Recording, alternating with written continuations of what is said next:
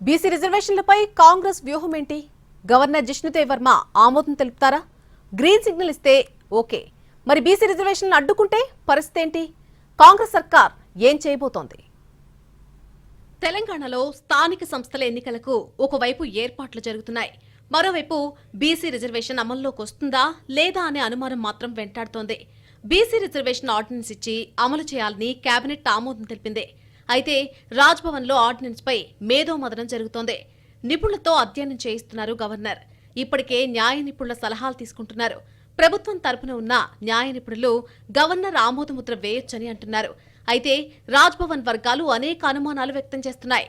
మరోవైపు అసెంబ్లీలో చేసిన బిల్లు రాష్ట్రపతి వద్దకు వెళ్లడం, ఆ బిల్లుపై అనుమానాలు నివృత్తికి గాను కేంద్ర హోంశాఖ లేఖ రాయడం వంటివి జరుగుతున్నాయి. ఇవన్నీ ఇలా ఉంటే గవర్నర్ ఆర్డినెన్స్ ని ఆమోదిస్తారా, లేదంటే రాష్ట్రపతి దగ్గర పెండింగ్ లో ఉన్న విషయంపై నిర్ణయం తీసుకోలేమని చెప్పేస్తారా అన్నది సస్పెన్స్ గా మారింది. రాజ్భవన్ ఏం చేయబోతుంది అనేది ఉత్కంఠ మాత్రం రేపుతోంది.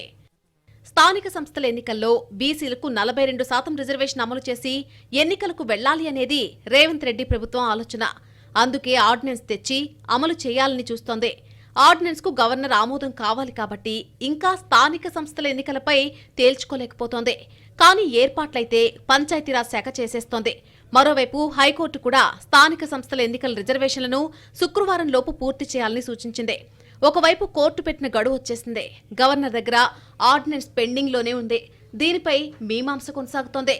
అయితే స్థానిక సంస్థల ఎన్నికలు మాత్రం నిర్వహించాలని సెప్టెంబర్ను గడువుగా పెట్టింది కోర్టు. దీంతో ఎట్టి పరిస్థితుల్లోనూ ఎన్నికలు నిర్వహించి తీరాల్సిందేనని, అయితే ఎలా ముందుకు వెళ్లాలనే దానిపై సర్కార్ మల్లగుల్లాలు పడుతోంది. శుక్రవారం జరిగే కేబినెట్ సమావేశంలో దీనిపై చర్చ చేయనుంది. స్థానిక సంస్థల ఎన్నికలకు ఎలా వెళ్లాలి, ఆర్డినెన్స్ పెండింగ్ లో ఉంటే అమలుకున్న ఆప్షన్స్ ఏంటి అనే అభిప్రాయాలు కూడా కేబినెట్ లో చర్చించనున్నారు. జీవో తెచ్చి అమలు చేసుకోవచ్చా అనే చర్చ కూడా నడుస్తోంది. అయితే ఇటీవల సీఎం రేవంత్ రెడ్డి ఢిల్లీలో మీడియాతో మాట్లాడారు. కేంద్రం మీద ఒత్తిడి పెంచేందుకు అన్ని పక్షాలతో సమావేశం అవ్వాలని నిర్ణయించారు. ముందు కాంగ్రెస్ ఎంపీలకు ప్రజెంటేషన్, ఆ తర్వాత రాహుల్ గాంధీని ముందు పెట్టి పార్లమెంట్లోనే కేంద్రంపై ఒత్తిడి పెంచే యోచనలో ఉన్నారు. అన్ని ప్రయత్నాలు చేయాలని చూస్తున్నా స్థానిక సంస్థల ఎన్నికలు ఆపే అవకాశం అయితే లేదు.